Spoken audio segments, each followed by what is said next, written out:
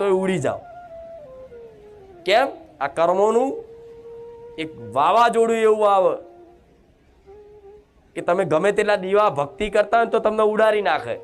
પણ જો જીવનમાં થોડું નીતિ ઈમાનદારી જાળવી રાખી હોય ને અને જે મળ્યું એમાં સંતોષ રાખ્યો હોય ને તો ભલે આવડા મોટા વાવાઝોડા આવતા પણ તમારી માં તમને બાથમાં લઈને ઊભી રહે, વાવાઝોડા ઉડવા ના દે.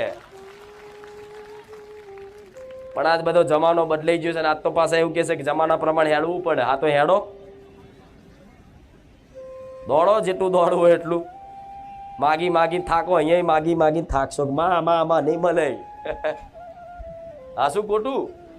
કેટલાય આવી ચોરીઓ નહીં કરી કોમન ઘડો, બધું યાદ આવશે. મારે કહેવાની જરૂર નહીં, અંદર પૂછો, અંદર બોલીશું માતા, જવાબ આલીશ તરત. અમુક ચેટલાને યાદ આવી ગયું મારા ચેટલાને પૈસા હાલવાના, કોને કોને શું હાલવાનું આવી જાય ને યાદ.